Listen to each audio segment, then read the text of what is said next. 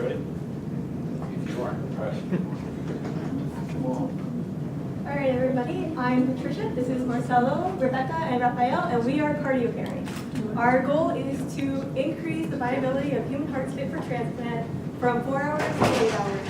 And we're going to do this by developing an internal cooling system which pumps fluid through the heart at an optimum flow rate and temperature to reduce thermal stresses on the heart.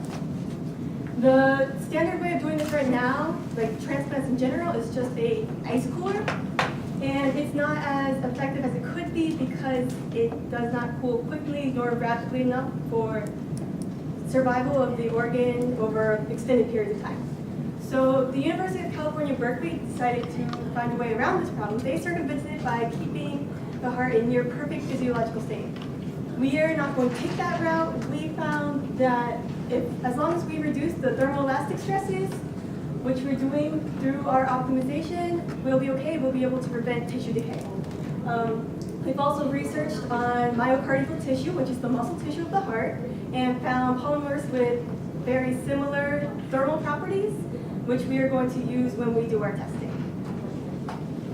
Our primary objective for our project is to see the overall effect and impact of internal and external cooling of the organ simultaneously.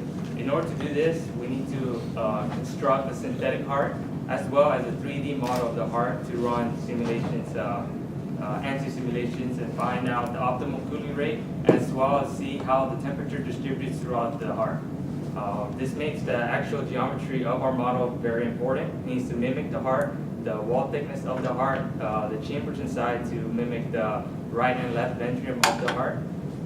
And we also plan to test this by building a pumping apparatus that would also serve as a monitoring and to check our computational data from the computer simulations with actual physical examples. In order to do this, we also need to install several sensors as far as thermistors and strain sensors. To test, as I said before, we need to find the proper material properties of the heart. This includes the thermal conductivity, the specific heat, the density, also the wall thickness, in order to accurately map out how the temperature would distribute throughout the heart. We need to play around with different fluid flow rates for the coolant being used to try to optimize the temperature and the rate of the appropriate rate to lower the temperature in order to preserve the heart for up to 8 hours. The coolant container is going to also serve as, is going to work almost as a refrigerant system. It needs to be able to be self-sufficient. It needs to be able to keep the power for up to 8 hours and at the appropriate temperatures. We approach our design process very aware that engineering doesn't happen in a vacuum. As the number of different features goes up, simulations take more time and manufacturing becomes more costly. We began with the simplest possible model, which is just a two-section box with valves in the approximate positions. The wall thicknesses here are all the same and they were approximated. The flow was very incorrect in this model. We filleted the model and adjusted the wall thicknesses to be more accurate and changed the valve placements, and it helped a little bit. Our last option was to go very geometric as possible, like do our best from different biological textbooks that we were looking at, different anatomy books, looking at different angles to try to loft the model. In the end, we went with the most complicated one. It most accurately reflects the characteristics of the heart. It's going to be difficult to manufacture, but it shouldn't be impossible. We're talking to a few different people in the field that are going to help us with that. And we're going to make it a see-through material that we've discussed already. It's a plastic polymer called PGS2, and it models, in addition to modeling all of the properties that we're looking for, it also is see-through, so we'll be able to watch the flow if we can color the coolant. The three different approaches that we're thinking about are lost wax casting, reverse silicone molding, and cavity printing. They basically all end up with the mold that we will inject our polymer into. So pretty much this is a proof of concept project. It is extremely challenging for one to perfectly model the human heart and all the properties across it, since they're not going to be uniform slide tissue. What we want to do is we want to give the idea some traction, make it make sense somewhere that we could proceed from. So what we're hoping to do is come up with a model that's close enough to the real thing that we can make some qualitative analysis of it, right? Like we realize this works, it's a good direction, to keep going with it. It's going to be difficult to get exact values between our physical model and our CAD model, just by virtue of the fact that the physical model is going to expand and contract in ways that the computer model just cannot. So we're hoping to see most of all is convergence with results and similarities so that we can test how well is this accurately working with what we've got. This is a very rough cost analysis because the production means that we're thinking of is pretty much pass or fail. Either it's going to work or it's not work. And while we try these different methods, some of these samples will be better than others. So maybe we get lucky and the first few work well and it's cheap, or everything goes wrong and it's more expensive than we thought. So realistically, we're looking at something between hopefully $500 and $1,500 for the sake of this project. So there are several global considerations for this. If we can double the amount of time that art can last, or at least prove that it's possible, then we could theoretically double the amount of people it could reach. These people are going to be located in different areas, they're going to have different medical systems, so we are going to take careful thought to make sure that we accurately reflect all these in our data and labeling. Also, research has been done for this by Berkeley and other schools, and we're making sure to give them credit where credit is due. Any questions?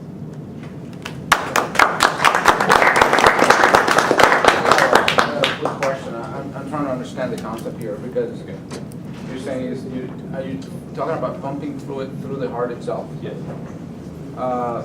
The other option would be pumps fluid around the heart itself on the outside, where you will reach steady state conditions and the temperature inside and outside will be the same. So what would be the benefit of pumping actual fluid through the actual heart? It's how that temperature gets there.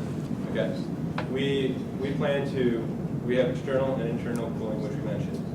And if it cools on the outside faster than it cools on the inside, you develop thermal stresses. But if you make it cool on the inside and the outside about the same rate, thermal stresses are reduced, and that better preserves the tissue. So that's our goal for this project.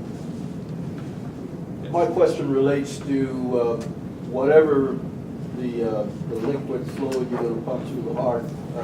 You got any real evidence that it will not cause real biomedical damage to the heart, so that when it gets to the donor, it's useless? Right. There's currently saline solutions that they even use during open heart surgery. And the way they stop the heart is they pump really cold fluid through it of that. So there's the issue for us isn't so much developing a fluid for it. There's some that already exist. In this case, for our purposes, we can almost even use water because the water should not freeze before the muscle tissue does. So for what we want to do, we want to prove that this method works. If someone later on down the road wants to create a better fluid for it, that's up to them. But fluids that can do this already exist. With proven efficacy, no damage when the heart gets to the recipient. Yeah, the saline solutions and stuff they use during operation already work, and they're already cool through heart lung machines. So you're thinking of actually using like a pig heart or something like that and doing some testing of that? Yeah, why aren't you using pig heart? For ethical reasons and just facility reasons for working here, we can't use actual live organisms to do testing on. Like we asked our advisor and he said that the idea is also to produce the synthetic heart to be used for modeling and actual testing for the sake of not using actual living tissue for testing. I have a couple of questions. You want to create an actual representation of the heart using a transparent material. How do you know? I'm assuming that whatever you're going to create is going to have the same kind of behavior as the heart itself. How do you know that whatever materials that you use to create this transparent representation is going to mimic the actual behavior of the heart? Because if it's not the same kind of materials, you may not be able to get the kind of behavior that the heart actually produces. So how do you make that determination that the materials that you're going to use in fact will do what the heart does? We had to consider that for a long time because material is kind of like our main focus of the project. Other people have done similar things testing heart tissue, and they've developed materials that are similar in RC3. You mentioned PGS2. There's a few others I can't name off the top of my head. And they are see-through and they're close. It's not going to be exact, but it should be close enough for our purposes. So how big of a concern is the 4 to 8 hours? You're doing a lot of work to engineer a whole system with a pump and a cooler and all of that, but is that a real big concern, travel time of hearts? Are we looking at thousands of people dying because they can't get their heart in 4 hours, or is it kind of just you're trying to extend that life? We're looking at range. Okay. Okay. I guess if you wanted to, you could do a very detailed analysis of, if you double the amount of time, you get more circles and more people included. But that'll all depend on where your circle starts. What we know right now is if someone dies in Florida and someone needs a heart in California, they can't get it. So Well, sure, but there are people out in California who die also, right? Right. And they can get their heart, right? So how big of a concern is it specific locations and heart delivery? That's where. The issue is that hearts aren't one size fits all. Okay. You need a particular heart size for a particular person and a particular blood type for a particular person. Sure. We read all that.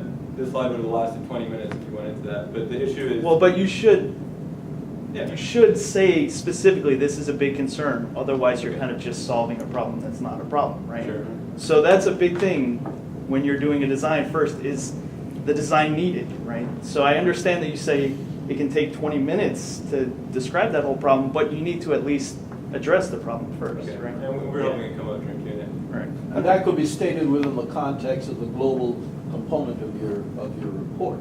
Sure. That it's not about just serving patients in the United States. If you can get that greater range, you can meet the needs of people in Europe or elsewhere. And how do you know that your system is going to be able to do that? Go from 4 hours to 8 hours. I mean, what's in your design is going to do that? Concern about thermoelastic stresses has been done on other organs. There's research in this area to do with livers, for example, where they have had such success, major successes extending the time that a transplant organ is viable for by focusing on consistent, constant cooling through the organ. And they're being able to do it from what to what? It varies by organ, how long they can last. The heart has particular electrical properties associated with pumping that it can only go so long without pumping. And you think that your system is going to be able to double the time? Theoretically, that's what's out there, so that's what we're shooting for. Whether we get there or not. Are you actually developing cryogenic perfusion, or are you developing the heart model? This project is the heart model, right? Yeah, we're going to start with the heart model and try to find a way to simulate the heart synthetically with the different polymers. Okay, so that's really what the project That's is. going to be our It really project. doesn't have anything to do with 4 hours or 8 hours. It has to do with how well you make a model of the heart in a simulation.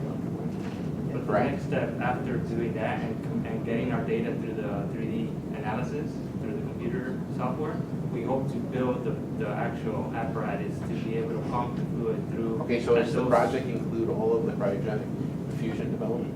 Yes, the pumping apparatus will also be showcased at the second half of the semester of the course in order to show how the system works and how it's able to flow the fluid through and be able to distribute the temperature evenly or uniformly throughout the heart. So the pumping apparatus is also a component. But this is where we need to start our baseline, and then the apparatus is based on the fluid rate, the flow rates, and the temperature we need to keep the heart. And then Okay. we could use that Another to- question, is the material viscoelastically comparable to heart material?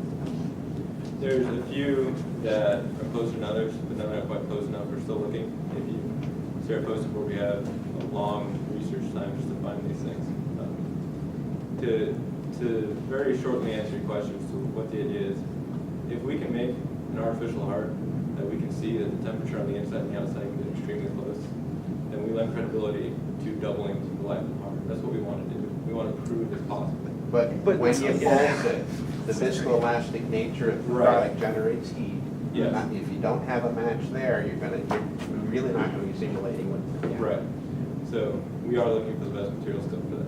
Well, and on top of that, I know maybe you guys can't use pig hearts or some other heart, but I feel like a lot of people can. So what are the broader applications of this heart design that you're making? I mean, sure, it may calibrate your specific model, but can't people just use a pig heart or a human heart to test out this material? Like, why are we doing this specific model? I guess to meet the scope of this Okay. of the project. And unfortunately, we did bring up the trying to use some sort of pig heart because pig hearts are discarded because people do kill pigs and we eat pigs, but Right. we don't do anything with the heart. So they do suggest non-heart, but we like for the scope of us and what we're able to use, the labs we could use, we can use actual biological organisms. So we're going to try to, again, set a baseline. Hopefully we could show that it's possible, and then maybe the next step would be to use some sort of biological testing. And who is the biological expert in this room? Hope to form one biological model.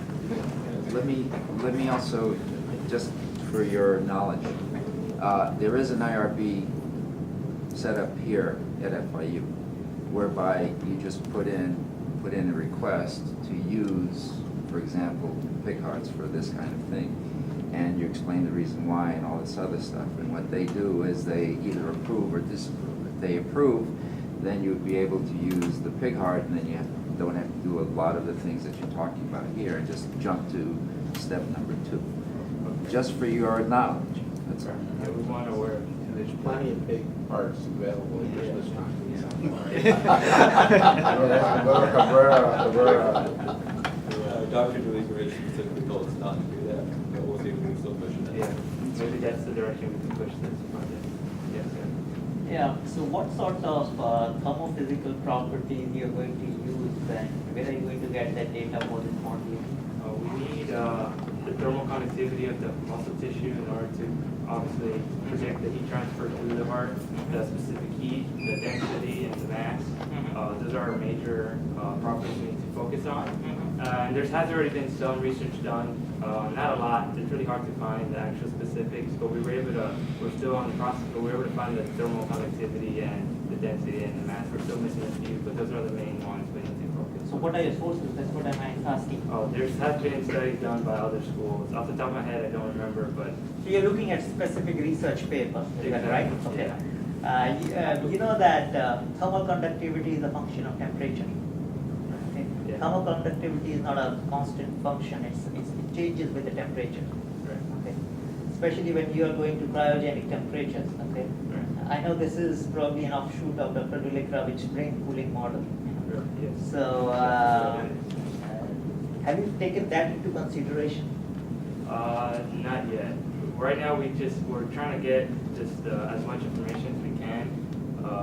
Just because again, there has been a whole lot of testing, and because the heart is such a rare organ, it's not something people. So just discard. be aware that when you are doing modeling, and I'm emphasizing this fact because people who are pure modeling come up, computer, I'm sorry to say, something in, something out, right? And so, Giggle, the giggle effect. so you have to be careful in the real physical world, the temperature or the thermal conductivity which you may be taking actually is not constant, is a dynamic function, is a changing function, just to be aware of. And it can change in different sections of the heart. So if you have thicker muscles in certain sections, it may have a different conductivity than in other sections too. So Correct. Yeah. We know that the Yeah. heart itself is not very. It's not a uniform. muscle. Yeah, exactly. It's a Isotropic bone, material. shoulder Yeah. muscle, which is even. It has a lot of components. So Okay, we hope to look into all this. thank you very much. All right.